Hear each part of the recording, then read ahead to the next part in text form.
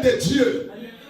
Même si les hommes qui sont dans l'église auront peur, Dieu aura toujours des élus au sein de l'église qui vont exprimer la puissance de Dieu au sein de l'église. Dites amen bien.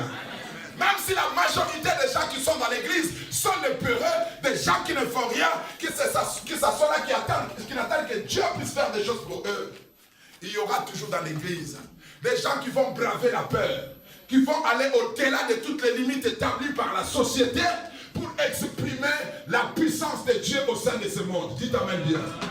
Non, un amen puissant, s'il vous plaît. Une femme parut dans le ciel. La femme n'est pas parue sur la terre, mais elle a paru dans le ciel. Quand on parle du ciel et de la terre, on nous parle de la diocité.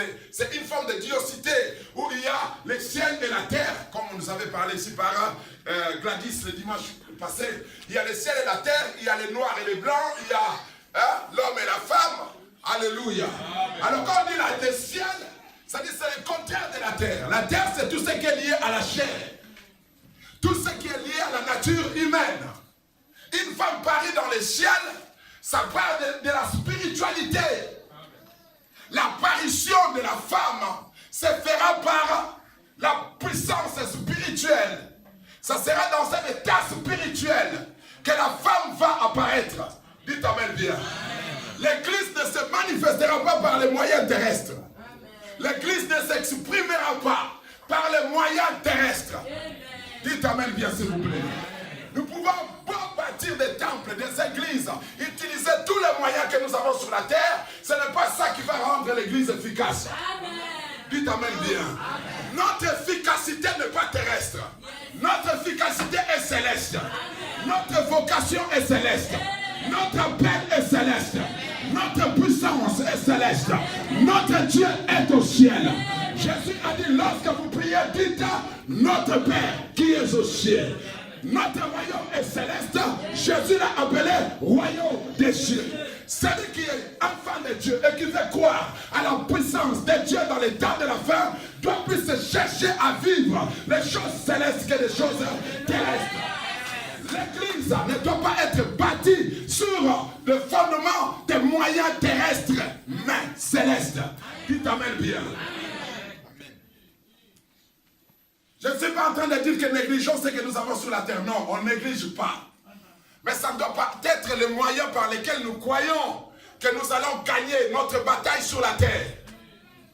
Je dis si ça ne concernait que bâtir des temples, des cathédrales, des basiliques pour montrer la puissance de l'église dans le monde, il n'y aura pas d'église plus puissante que l'église catholique. Dites amen bien. Amen. Si ça ne concerne que l'organisation, les structures, ainsi de suite, des choses comme ça, il n'y aura pas d'église aussi puissante que l'église catholique. Qui a bâti des temples partout, construit des écoles partout, des hôpitaux partout, qui a formé l'élite intellectuelle européenne. Alléluia. Toute la classe intellectuelle européenne a été formée au siècle des Lumières, c'est-à-dire vers le 17e siècle. Les Isaac Newton, toutes ces personnes que vous lisez là, les Galilée, les Copernic, ils étaient tous des catholiques. Dites amen bien. Non, amen puissant s'il vous plaît. C'est-à-dire ils ont étudié chez les catholiques. Les Michel-Ange, les Leonardo da Vinci, tous ceux dont les gens vénèrent aujourd'hui dans le monde intellectuel européen, ont été des catholiques. Voire même des Voltaire. Ils ont eu des fondements catholiques. La vie ici en Europe, tout ce qui est Europe aujourd'hui n'est autre que l'émanation d'un travail accompli intellectuellement dans le milieu catholique. Est-ce que quelqu'un me comprend? Mais sauf que cela ne donne pas accès à la révélation de Dieu, n'a pas permis à ce que le monde puisse connaître Dieu. Ça n'a pas permis à ce que la puissance de Dieu puisse se manifester dans le monde entier. Parce que l'âme, la matière, ne peut jamais être le moyen d'expression de la nature de Dieu. Dieu s'exprime par l'esprit. Dieu s'exprime par les choses spirituelles d'abord. Alléluia. La bénédiction est d'abord spirituelle et céleste, avant de devenir matérielle. La Bible déclare, béni soit le Père céleste, le Père de notre Seigneur Jésus-Christ qui nous a bénis de toutes sortes de bénédictions spirituelles ou dans les lieux célestes en Christ. la femme parut dans les ciels. La manifestation de l'Église dans les temps de la fin se fera pas dans une dimension céleste, dans une dimension spirituelle. Si nous comprenons ces choses, l'heure est arrivée où toi et moi, toi qui crois être chrétien, qui aime Jésus, qui dit que je vais servir Jésus dans ce monde, de commencer à retourner quelque part dans ta vie, à chercher, à exploiter les moyens célestes que Dieu a mis à ta disposition. Dieu t'amène bien. J'avais dit au début, si tu feras tout ce que tu as l'habitude de faire, rien ne va changer dans ta vie. Mais nous sommes là sur la terre comme étant le moyen que Dieu a choisi pour l'expression de son Église dans le monde, dans ce temps de la fin. Dieu n'a pas un autre peuple que nous. Dites amen bien. Dieu n'a pas d'autre peuple que nous. Dieu n'a que nous comme moyen. Et chacun de nous, à son milieu, là où il est, il doit se considérer comme tel. Je suis le moyen de l'expression de Dieu dans le monde. C'est par moi que le monde va voir Dieu. La femme parut dans les ciels. Une femme enveloppée de quoi? Du soleil. Le soleil, c'est Dieu lui-même. Dites amen bien. Un amen puissant, s'il vous plaît. Une femme enveloppée du soleil. C'est-à-dire enveloppée de Dieu. Si ce portable est enveloppé de papier, ce qu'on va voir, ce n'est pas les portables, mais plutôt les papiers. Dites amen bien. Quand on t'envoie une lettre, dans l'enveloppe, tu ne vois pas la lettre, mais tu vois l'enveloppe. Le contenu à l'intérieur est caché par l'enveloppe. Et une femme enveloppée du soleil, c'est-à-dire une femme presque invisible, qu'on ne voit pas. L'une des choses qui fait la force de l'église dans les temps de la fin, la vraie église et les vrais croyants, c'est que ce n'est pas des personnes qui aiment trop être visibles. Dites amen bien. Amen. Pas des gens qui veulent qu'on les contemple, mais des gens qui travaillent dans l'esprit, que le monde puisse contempler Dieu. Enveloppé du soleil. Dites amen bien. Enveloppé de Dieu. Enveloppé du Christ. La Bible appelle Jésus-Christ le soleil de justice. Notre Dieu est un soleil, est un bouclier. En tant que soleil, il nous protège aussi directement. Dites amen bien. Amen. Si tu te caches dans le soleil, tu deviens intouchable. Personne ne va aller te toucher là, à l'intérieur du soleil. Dites amen bien. Amen. Oh, amen, amen, puissance. Alléluia. Quelque part aussi, une femme enveloppée du soleil, c'est l'église qui est enveloppée de la source de l'énergie. Vous savez, le soleil produit beaucoup de choses dans le monde. Grâce au soleil, les plantes poussent. Grâce au soleil, il y a plein de choses qui se font. Ici, si le soleil s'éteint, le monde va s'éteindre. Dites amen bien. Si le soleil s'éteint, la terre va s'éteindre automatiquement. Tout va s'écouler ici. Nous ne ferons pas plus de 2 mois sur la terre si le soleil s'éteint. Tout va se dégrader. D'ailleurs, nous tournons tout autour du soleil. Je ne vais pas expliquer trop de sciences ici. Nous tournons tout autour du soleil, non pas parce que nous sommes attachés à un fil ou à quelque chose. Avec le soleil, non. Mais on appelle ça les courbes. Le courbe de l'espace-temps. Provoqué par le poids du soleil sur la tissu de l'espace.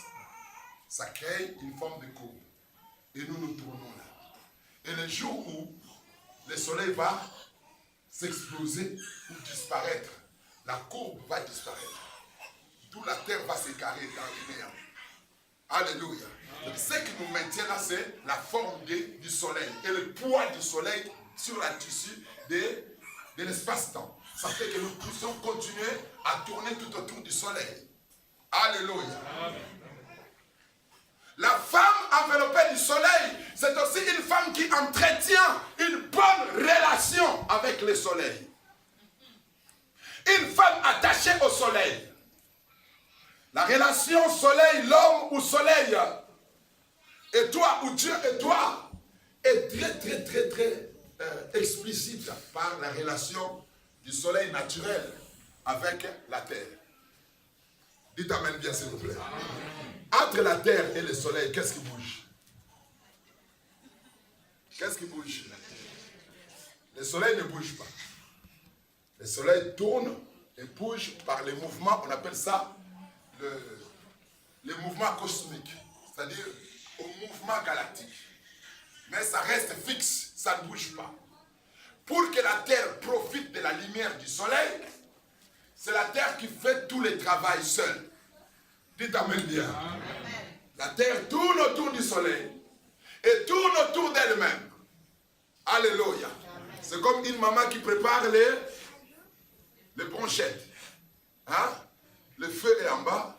La maman doit prendre soin de tourner la brochette pour que le feu puisse prendre partout. Et c'est ça que la terre fait.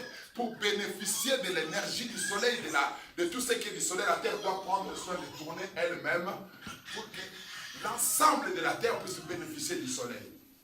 Dites amen bien.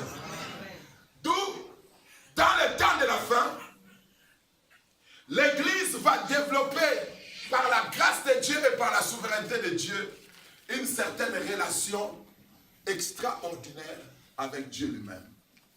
Plus que dans tous les temps. Dernièrement, je parlais sur Internet, j'ai dit que l'Église de ce temps sera semblable à l'Église du début. L'Église de la fin sera semblable à l'Église du commencement.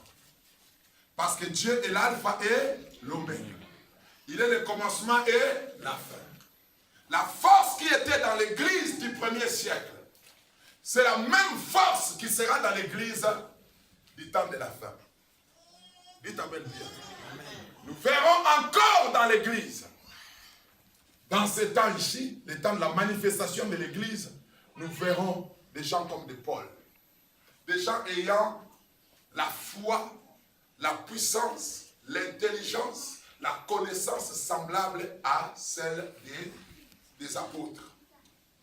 Alléluia. Nous verrons ça dans les temps de la fin. Nous verrons des gens capables d'accepter de se livrer à la mort pour la cause de Dieu. Nous verrons dans ce temps de la fin des choses similaires à celles qui se sont accomplies à l'époque apostolique. Mon père spirituel disait que la maturité d'un arbre est déterminée par ce fruit.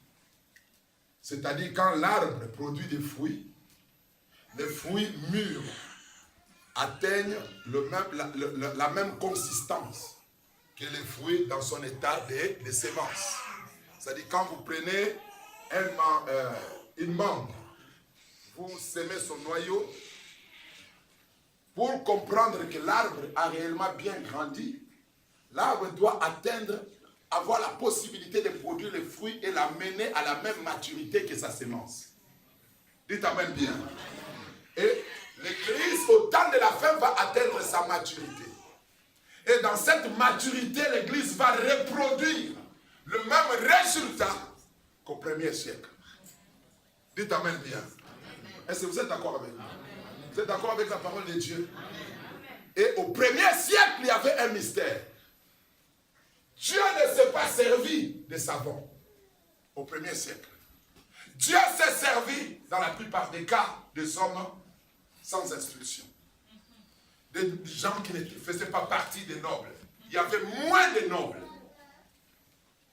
Le monde dans ce temps, nous allons voir ça, va s'égarer loin. Les gens auront tellement la connaissance, il y a tellement la bénédiction, pas la bénédiction, mais la richesse matérielle dans le monde. La connaissance, l'information est à la portée de tout le monde, que les gens n'auront plus besoin de suivre Dieu dans les temps de la fin ici. Alléluia. Dites amen bien. Amen. Même en matière de la Bible, il y a des païens qui peuvent vous expliquer les choses de la Bible plus que vous, plus que moi et toi. Mais qui ne vont pas croire. Leur obstacle, c'est leur statut dans la société. Leur appartenance à certaines sociétés secrètes. Ils ont la connaissance intellectuelle de la Bible plus que nous. Est-ce que quelqu'un me comprend? Dites amen bien. À l'époque de Jésus, et à l'église du 1er siècle, c'était la même chose. Il y avait des savants de la parole. Vous imaginez des gens comme Gamaliel qui a formé Paul. Alléluia. Qui était son mentor en matière de la connaissance. Tout ce que Paul a écrit, les livres, tout ce que Paul a écrit, la fondation de sa connaissance intellectuelle, c'était Gamaliel. Mais des gens comme Gamaliel, avec leur connaissance, il a même su intervenir dans une situation où on voulait combattre l'église. Gamaliel a dit, laissez-les, ne les combattez pas. Si ce n'est pas l'œuvre de Dieu, ça va continuer. Si ce n'est pas l'œuvre de Dieu, ça va s'éteindre. Alléluia. Mais Gamaliel n'est pas devenu chrétien. Avec sa connaissance. Au 1er siècle, quand l'église était en train de naître, il y avait des savants, des gens intelligents qui avaient la maîtrise de la loi, la maîtrise de la lettre, la compréhension des choses concernant Dieu. Mais qui n'ont pas pu ou su pouvoir adhérer dans la vision de Christ. Dites amen bien. C'est comme ce temps dans lequel nous nous trouvons aujourd'hui. Sois rempli d'intelligence parce que ça t'aide à participer au développement de la société. Mais pour ton salut, tu as besoin du Saint-Esprit. Dites amen bien. Un amen puissant s'il vous plaît. Amen. Pour ton salut, tu as besoin de quoi? Est-ce que vous êtes avec moi? Pour la compréhension de Dieu, tu as besoin de quoi? Pour la nouvelle naissance, tu as besoin de quoi? Alléluia. Quel que soit tout ce que tu... Moi, j'ai étudié avec des amis, des gens qui ont compris les choses. Dans ma génération, à l'école publique, nous étions nombreux. Environ 900 étudiants étrangers. Sans compter les Nigérians, les Ghanéens, les gens qui étaient considérés comme des autochtones. Sans les compter, c'est-à-dire dans chaque génération, on était presque au nombre de 5000 étudiants. Mais quand nous sommes retournés dans nos pays, selon l'estimation que nous faisons de ceux qui sont restés dans les ministères et qui continuent à servir Dieu, ne sont pas plus de 20. Elle se comprend très bien. Mais nous étions plus de 900 dans notre promotion. 900. Alléluia. Mais pas plus de 20 sont dans les ministères. Est-ce que quelqu'un me comprend ça? Et parmi de ceux-là qui ne sont plus dans le ministère aujourd'hui, il y avait de ceux-là qui étaient comme des savants. Des gens avec une intelligence que vous ne pouvez pas imaginer. Mais qui aujourd'hui sont nulle part. J'ai appris que l'un de nos amis avec qui nous avons étudié ensemble, il est mort. Il est mort franc-maçon. Alléluia. Il est mort franc-maçon. Jeune, après c'est de mon âge, mais il est mort franc-maçon. Après avoir brillé à l'école publique. Après avoir été parmi les étudiants les plus brillants de l'école publique. Il a eu son diplôme avec distinction. Il est sorti de l'école, il a commencé aussi l'église et ça n'a pas marché. Comme c'était quelqu'un d'intelligent, on l'a pris dans une entreprise, dans une banque. Et en fin de compte, il est devenu franc-maçon et il est mort. C'est pour dire que ce qui va se passer dans ces temps, ça sera comme au début de l'église. Ça ne sera pas la tête, ça sera le cœur. Dites amen bien. Ça ne sera pas la tête, mais le cœur. Dieu a toujours cherché à atteindre les cœurs. Dieu n'a jamais voulu chercher à atteindre nos cerveaux. Le cerveau est important, mais le cœur est la chose la plus recherchée par Dieu. Dites amen bien. La Bible ne dit pas que gardez vos têtes plus que toute autre chose. Mais garde ton cœur plus que toute autre chose. Car c'est de lui que viennent toutes les sources de la vie. La puissance de Dieu ne réside pas dans les têtes, mais dans les cœurs. Dites Amen bien. Dans ce temps, Dieu va se choisir des gens. Je disais il y a quelques jours passés, sur Internet, je pense que le frère Hébreu Saint était là, il avait beaucoup aimé les messages, je voyais plusieurs likes. Alléluia. Je disais que Dieu m'avait mis à cœur de dire que nous sommes dans l'âge des pierres, l'âge des cailloux, l'âge des rocs, des rochers. Pourquoi? Jésus avait donné une prophétie à son époque. Il a dit, si les hommes ne veulent plus m'adorer, mais s'élèveraient, les pierres s'élèveront pour m'acclamer. Dites Amen bien. C'est-à-dire, si les hommes échouent, les pierres vont s'élever. Dites Amen bien. Et dans ce monde aujourd'hui, Dieu est rejeté. On a chassé Dieu partout. On fait tout pour chasser Dieu partout. On l'a déjà chassé des écoles. On les chasse des rues. On ne fait plus de Dieu dans les rues. Il n'est plus dans les entreprises.